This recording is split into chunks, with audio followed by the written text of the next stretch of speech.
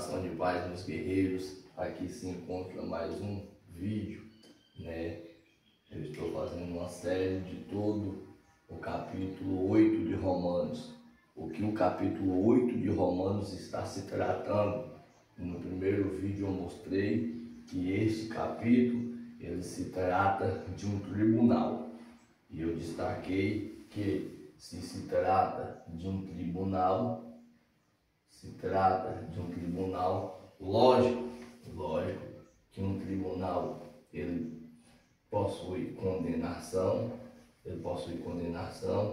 tem um juiz, aquele que vai estar fazendo ali o julgamento, lógico, vai ter o promotor, né, que está acusando ali. Então vai ter as testemunhas, ele vai ter o réu, aquele que vai ser julgado, né?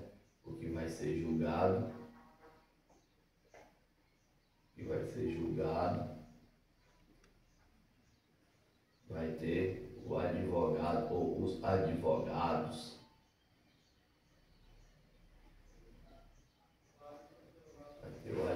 No mínimo, isso aqui corresponde os elementos de um tribunal.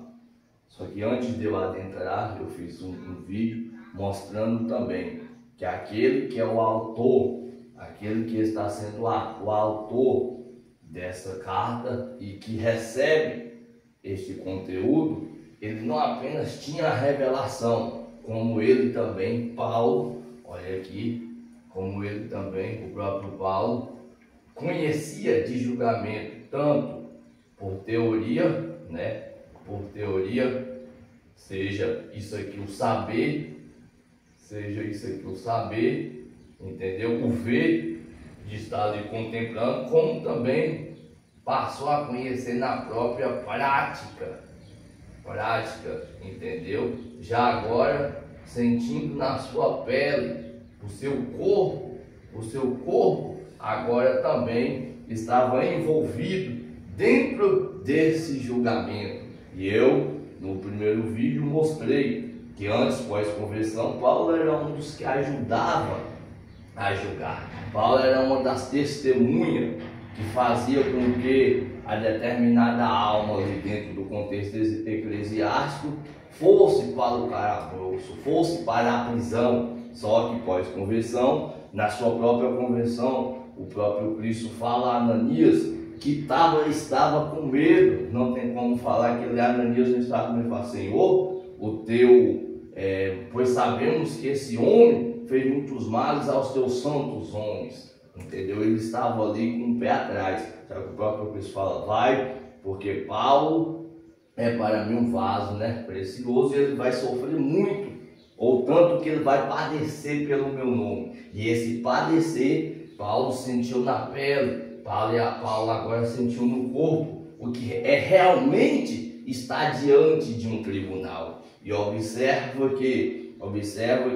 o capítulo 4 de segunda carta a Timóteo é um capítulo aonde ele está mais ainda escrevendo. Eu também citei esse capítulo e destaquei o versículo 6 e 7, né? Que no 6 ele inicia, é porque o tempo da minha partida está próximo e o meu corpo está exposto em sacrifício, né? Em aspersão de sacrifício. Aí era quando ele já estava no limite, já tinha passado por Festo, já tinha passado por Félix, já tinha passado pelo rei Agripa II, já tinha apelado a César para ir para Roma, e lá foi aonde ele padeceu, né, e morreu. Então ele conhecia tanto por ver, pela teoria, pela prática, e recebe uma grande revelação, a famosa rema.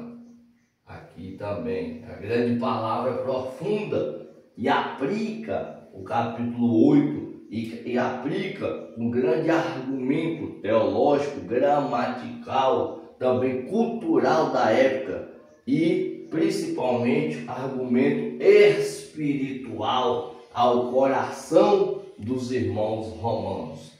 E isso é tão verdade que o apóstolo Paulo começa, para nós entendermos, ele começa o seu versículo 1. Eu sou o versículo 1, eu vou pegar desde o 1 até o 11 ali mais ou menos. E ele começa no seu versículo 1, como ele começa o versículo? Irmãos, nenhuma condenação há para os que estão em Cristo Jesus. Olha como é que Paulo já começa, falando de condenação. Sendo assim, logo, Paulo, quando você aplica a própria hermenêutica, a interpretação ali no texto, você vai ver que o que Paulo já está começando é que ele vai mostrar como essa condenação saiu. Como aqueles que estavam condenados, aqueles que estavam sentenciados, aqueles que estavam em zona de perigo, em zona de morte. Outrora, até em outras cartas, Paulo fala que estávamos mortos em nossos pecados e delitos. E todo cristão sabe que a condenação era, a morte espiritual e também a morte física. Por quê? Porque diante de todo o desfecho, nós sabemos que estávamos com uma dívida, a qual não conseguiremos pagar. Só que esse capítulo de Romanos 8 é onde Paulo vai mostrar o grande pagador. Meus irmãos, isso é uma grande riqueza.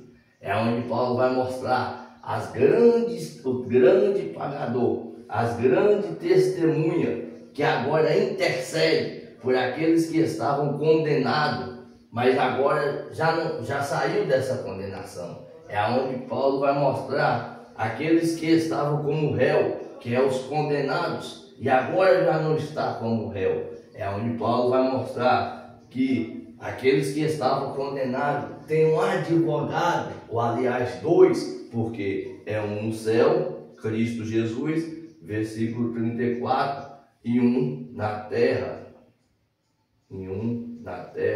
que é o versículo 26 ao 27, ao contar que esse mesmo advogado também que intercede, ele é um aqui das testemunhas, que se eu não me engano está no versículo 17. Só que antes de Paulo adentrar tudo isso, ele inicia: nenhuma condenação mais há para os que estão em Cristo Jesus. Por que em Cristo Jesus? Porque Cristo Jesus, ele foi que pagou a dívida pelos nossos pecados. Assim é entendido dentro do contexto eclesiástico, abrangendo tanto Isaías 53, entre outras bases bíblicas. Então esse Cristo, ele foi o que pagou a dívida. Só que é bem notório saber que Paulo vai fazendo todo o desfecho e contextualizando. Por quê? Porque essa lei estava enferma. O próprio apóstolo Paulo fala que essa lei, ela se encontrava enferma. E quem deixava essa lei enferma era a carne. A carne deixava essa lei enferma. Por quê? Porque os homens não conseguiam cumprir. Os homens não conseguiam cumprir. Sendo assim, a lei ficava enferma e a carne ganhava sempre tinha o sucesso. A carne aqui sempre tinha o sucesso. E quem cumprisse, está escrito. Hoje, agora que as pessoas estão abrindo os olhos, só que agora, antes não. Só que a lei tinha direito de vida. A lei dava direito de vida. E vida eterna ainda. Direito de vida e vida eterna. Direito de ressurreição. Direito de ressurreição. Não é à toa que poucos olham para esse detalhe. Quando Cristo Jesus está já na terra fazendo a grande obra, o homem rico chega para ele: o que farei para herdar a vida eterna? E você já observou que Cristo, ele não aplica nada novo para aquele homem rico, para o homem rico ali, que chega perguntando: o que farei para herdar a vida eterna, ele apenas fala, observastes os mandamentos. Observastes os meus mandamentos. E os mandamentos estavam onde? Aqui, ó. Os mandamentos estavam na lei. Era a lei que fazia. Era a lei que fazia com que, se um determinado homem cumprisse ela, herdasse a vida eterna. Porém, quando lemos, correndo as cartas de Paulo e até outros versículos, diante de alguns livros, pensamos que a lei era algo mau. Porém, a lei, ela cumpria com seu determinado dever. Se você obedecesse, à lei, então a lei te dava vida eterna. Se você desobedecer, ou desobedecesse, né, a lei, ela te punia. Ela aplicava, entendeu? Aplicava a correção. Aí a lei acabou sendo maldita por conta disso. Alguns tinham ela como maldita por conta disso, porque ninguém veio cumprindo a lei. E essa lei, ela tinha que ser cumprida em quê? Ela tinha que ser cumprida em carne. Essa lei tinha que ser cumprida em carne. Observa que os homens não conseguiam cumprir a lei, então a lei ficava enferma. E a carne não obtinha sucesso. Lê o versículo 1, 2 e 3, para você ver se não é isso que o texto está nos mostrando. Eu apenas estou aplicando aqui de uma forma mais didática para que os irmãos possam entender. Então Paulo fala que Paulo, sabendo disso aqui, que eu estou explicando, Paulo sabendo disso aqui, logo ele sabe que Deus, Deus manda o seu Filho em carne. Por que Cristo tinha que vir em carne? Porque é em carne que se cumpria essa lei.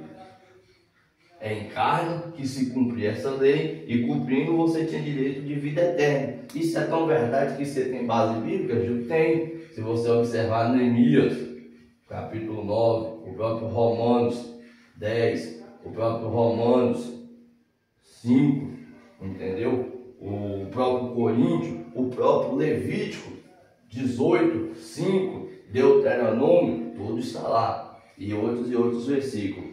Então, quem cumprisse em lei, em vida, cumprindo, herdaria a vida eterna, herdaria a ressurreição. Já que se aplicou, Gil, uma grande base, que foi o homem rico, só que o homem rico falou que cumpriu todos os mandamentos. Será que realmente ele cumpria? Quando Cristo falou, olha, agora vai e vende tudo e divide aos pobres, isso entristeceu ele. E se eu te falar que ele não cumpria mandamento nenhum? Por quê? Porque o próprio apóstolo Paulo fala que aquele que tropeçar em um mandamento, assim não cumpriu os outros. E observa, meus irmãos, que o mandamento que esse homem rico não cumpria, é o amor. Por quê? Porque você vê que no próprio texto e no próprio argumento que Jesus Cristo aplica na vida dele, ele se entristece, a Bíblia fala, e sai, vira as costas, porque ele não conseguia. Se ele realmente tivesse o amor, ele vendia, dividia com os pobres. Que amor é esse que ele não teve? Que bondade é essa que ele não teve? E se o amor é o princípio ou é a base de todos os mandamentos? Observa isso. Então, Cristo veio em carne, porque era em carne que se cumpria a lei. Agora isso requer muita atenção, porque Jesus Cristo vem em carne. Cristo, ele vem em carne. E nós sabemos que Cristo consumou o pecado ali na questão de acabar no sentido de que todos aqueles que viessem agora seguir ele e os seus mandamentos e o seu princípio, o pecado já não teria mais sucesso na sua vida, segundo aqueles que estavam em Cristo Jesus. segundo aqueles que estavam em Cristo Jesus, que não andava mais nessa carne, mas que andava no Espírito. Por quê? Porque é no Espírito, observe isso aqui, é no Espírito que é a nossa vitória. É no Espírito que é a nossa vitória, o nosso sucesso, entendeu? A nossa grande conquista. A nossa grande conquista é no Espírito. Cristo, ele vem em carne. A carne, que essa carne é a semelhança do pecado. O texto bíblico mostra a semelhança do pecado, do hamatia. Hamatia do pecado, o famoso erral. Todo aquele que estava pecando deixava a lei enferma, e o pecado estava cada vez mais florado na vida da determinada alma pecadora. Cristo veio em carne, e na carne ele consumou, como o texto mostra, e na carne ele acabou com o pecado, trazendo aqueles que estavam em condenação, tendo agora um novo espírito de vida. Por mais que a fragilidade humana, que o texto vai mostrar isso, a fragilidade humana, a carne humana ainda ela existe, porém você pode obedecer os mandamentos do Senhor, a lei do Senhor, diante do Espírito que te dá a vida, o Espírito que faz com que você viva seguindo a Cristo Jesus. Observa isso, meus irmãos. Antes de Paulo mostrar mais aprofundado a grande revelação que chega a ele do grande tribunal, ele inicia o texto falando de condenação, e logo, se ele, sendo um grande entendedor da palavra, falando de condenação, logo ele vai começar a explicar como aqueles que estavam condenados saiu dessa condenação. Aí depois que eles falam que mostra que realmente os que estavam condenados saíram dessa condenação, aí ele vai adentrar mais ainda. Até então ele vai mostrar que o que levou a essa condenação foi a carne, o desobedecer na carne, trazendo sucesso à carne, deixava a lei enferma. Sendo assim, a lei foi entendida por muitos que ela era maldita. Porém, eu expliquei, aquele que obedecesse à lei tinha direito de vida eterna. Aquele que desobedecesse à lei por direito punia, por direito aplicava a correção. Então veio Cristo Jesus, Deus enviando o seu Filho, na semelhança de carne, na carne, semelhança do pecado que a carne tinha, e na própria carne ele cumpria. Cristo Jesus na própria carne, andando em espírito, ele cumpriu a lei. E aí, e depois disso, já que Cristo Jesus, cumprindo a lei, pagando a determinada dívida, dentro do texto aqui mais profundo, ele passa a ser agora o próprio réu, porque tomou todas as nossas falhas e ele paga a nossa dívida. Vamos adentrar mais ainda nesse texto. Sendo assim, ele sabia que ele tinha direito de ressurreição. Cristo Jesus sabia que ele tinha direito de ressurreição. Isso foi tão profundo, e Paulo explicou com tanta veemência, que, se eu não me engano, em Timóteo, capítulo 2, versículo 11, mais ou menos, ele fala: se morremos com Cristo, então com Cristo ressuscitamos. Se morremos com Cristo, então com Cristo voltamos à vida, viveremos com Ele eternamente. E observa aqui a grande inteligência de Cristo Jesus. Por quê? Porque Cristo, quando estava no sepulcro, o povo não observou isso, só que antes de Cristo ir para o Calvário, que aqui era o grande preço que ele estava pagando, o pagador é Cristo Jesus, e o grande preço é o Calvário. Meu Deus! Só que antes dele ir para o Calvário, o que ele faz? Ele estabelece a ceia. Sim, irmão Gildo. E o que tem a ver isso? Você lembra que o pão é o corpo, destacar aqui, o pão é o corpo, e o que mais? E o sangue, é que eu estou colocando ao contrário agora, mas não muda. E o sangue ali, que no caso era o cálice, entendeu? Agora melhor dizendo que o pão era o corpo e o cálice era o seu sangue. O pão era o corpo dele. E quando ele estava no Calvário, que ele está consumando toda a dívida, pagando o preço por todos, sendo agora o condenado, está pagando o preço por todos, não pelo erro dele, mas pelo erro dos condenados, e por amor ele resgata, está tirando da condenação, está tirando da sentença esses condenados ali no Calvário. Antes dele fazer isso, o teu corpo estava nos discípulos, algo simbólico e espiritual. Sendo assim, ele está morto. E os discípulos, todos que fazem, não é da mesma crença e acredita nesse grande ação, nessa grande ação e nesse grande propósito, estão mortos. Só que quando ele ressuscita, porque ele ressuscita, porque ele cumpre toda a lei, então ele tem direito de vida eterna. Então quando ele ressuscita, o corpo que está ressuscitado dentro dos discípulos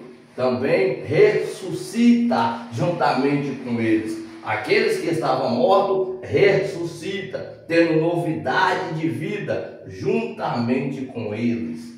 Meus amigos, olha que profundidade, olha que ação terrível de Cristo Jesus, e olha que sabedoria terrível do nosso Teós, do nosso Deus, enviando Cristo Jesus na carne, semelhança do pecado, na sua própria carne, ele andando em espírito de vida, ele assim justifica-nos, traz aqueles que estavam condenados, traz aqueles que estavam debaixo de condenação, traz aqueles que estavam em zona de morte, sentenciados, em zona de perigo, traz e faz um novo convite para adquirir um grande sucesso, para adquirir uma tal posição, que esse rápido estudo possa ficar guardado em vossos corações.